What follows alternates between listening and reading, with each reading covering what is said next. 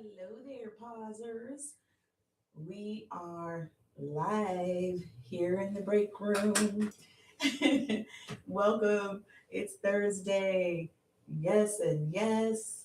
As you can see, I'm still adjusting for you. How you guys doing today? What is happening in your world? I mean, we share a part of a world together, so we know of, well, we have access to know of some major things that are happening in our world. But what is happening in your world specifically? Are you doing well? Are you enjoying the ride? Are you loving your teams? What's going on? Are you having an exciting project that you're working on right now? You know what? I'm realizing you guys may not be able to hear me. Let me double check some things real quick. Oh, goodness. And get this mic closer. Yeah. Check, check. Yeah, I can hear you. Hope you can hear me. If you're here with me and you're in the chat or listening, maybe you can pop on real quick and just let me know if you can hear me. I just want to make sure you guys are able to hear me, and we'll get started because I don't usually keep you long and I want to honor that. And today we're talking about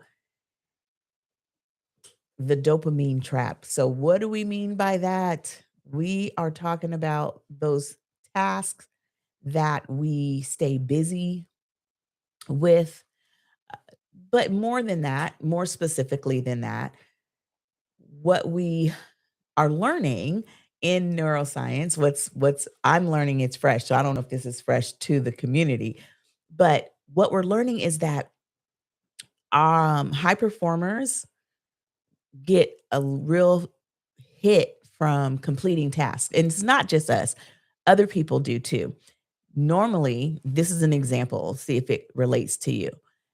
If you have a huge list, maybe you're tackling those little things first, and you've got a list of 50. Let's just say you got a list of 50 things, and maybe 30 of them are small, okay? And then you've got a couple of big beefy ones that need to be tackled. You know they do. Maybe they're even carryover from last week. Because last week you tackled all of the little things as well. So I'm not here to say that that's bad, okay? We got to get the things done that have to get done. But what this conversation is about is the idea that we keep attacking the little things because we are avoiding the bigger things, and we're avoiding them not because we don't believe that we can do them. There's no psychology behind that. That's not what we're talking about today. It's the idea of what it feels like when we actually complete tasks. We actually get a little dopamine hit when we check things off of off our list, okay? And so we can find ourselves chasing that feeling even if we don't understand that it's something that's happening because it's kind of intuitive. We may be chasing that in order to stay feeling great. I use it sometimes. Let's just talk about what Angie does. I like to do that sometimes as a motivator because when you're looking at a big list, you're solopreneuring it, or if you've got a whole big project you're working on and there's a lot to do, oftentimes hitting a few of those little ones motivates me to really get pushing through to get to the larger tasks. And again, this is not a all-inclusive generalization, but it is an overarching observation that we can often tackle all of the little things that and they can stack up. The thing is about those little things, though, they keep coming. So yeah, we're going to get our little hits and all of the other things. And we really, as high performers, have a higher capacity to manage some of that dopamine stuff. And so that puts us in a place where we're willing to overextend in many ways ourselves because we have the ability to a little bit, but we'll overextend ourselves, and next thing you know, we'll find ourselves in a trap of needing to chase that down. What happens when we're not if we're just hammering ourselves with dopamine, what happens when it's not there? The feeling that when it's not there can feel very drastic. It can feel like a very open space, a gape, a hole. It can feel a little ho hum, like ooh. And what we tend to do is start comparing those things, comparing those moods.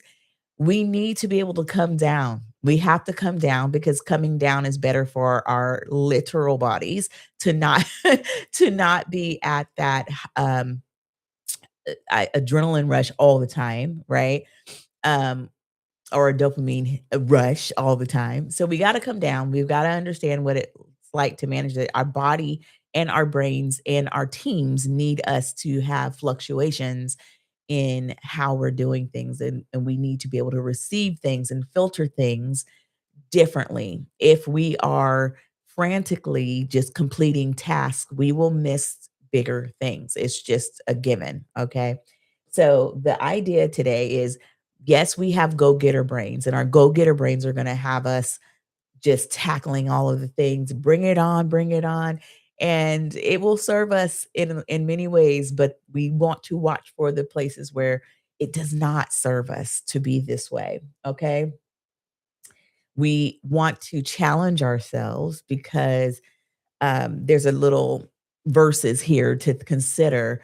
It's instead of chasing the idea of the benefit of just being done with something, right? Because that's the reward that comes from hitting all those little smaller things on our task list or adding more smaller things before you get to the other stuff, the bigger things. So we're putting more weight in just getting stuff done than actually going deep.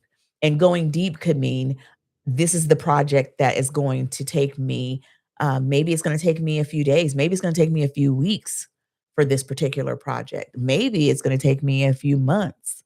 Come on now, what about that?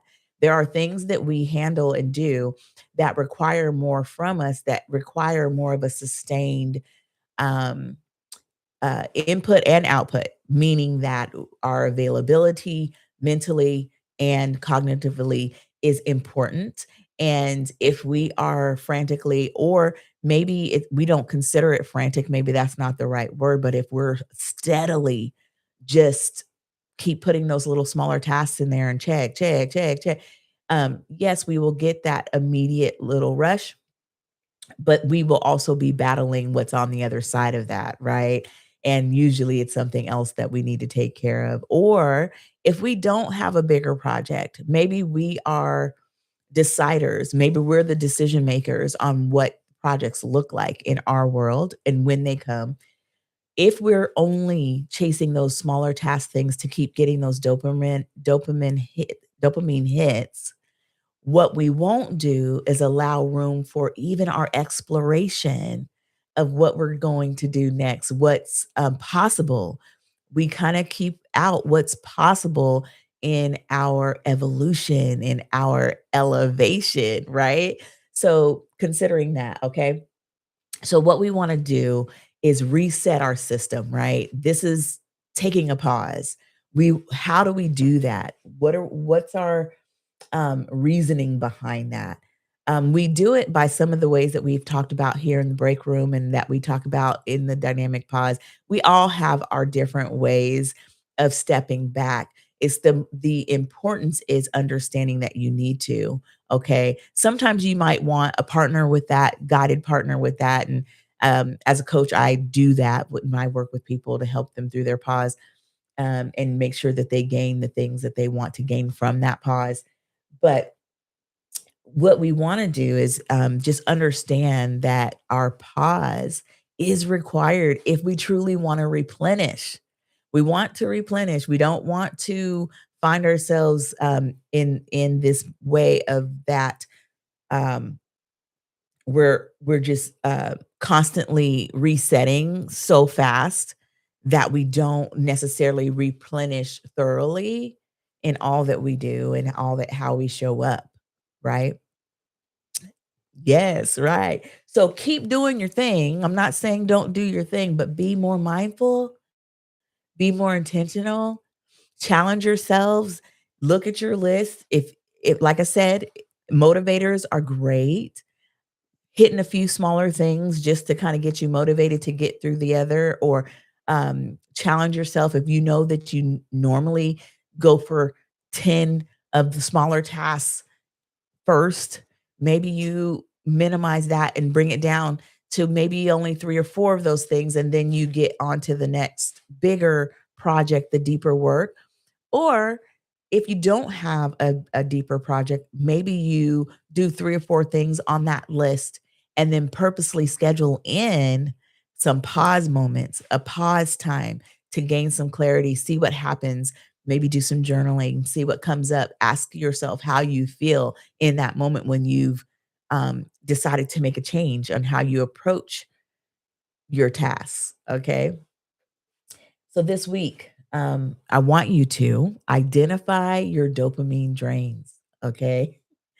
These are the tasks that make you feel busy because they're movement. They are movement, but maybe you're not getting to the deeper work that you have to do. So maybe if it's something that really truly does need to get done, you're able to delegate that. If you've got a team, somebody that you can delegate that to, or maybe really reevaluate what it is, and maybe it's something you can really just completely scratch off. Consider it. Consider it, okay?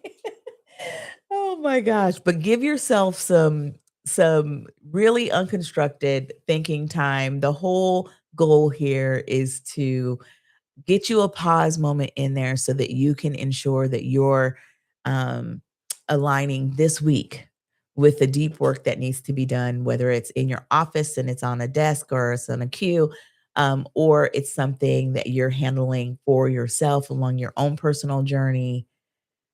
Don't fall into the dopamine trap. Or if you're like me, maybe you're learning how to remove yourself from that because you've already been doing it for a long time and you're a professional. Yes. So guys, thank you again for joining the break room today. I look forward to seeing you next week.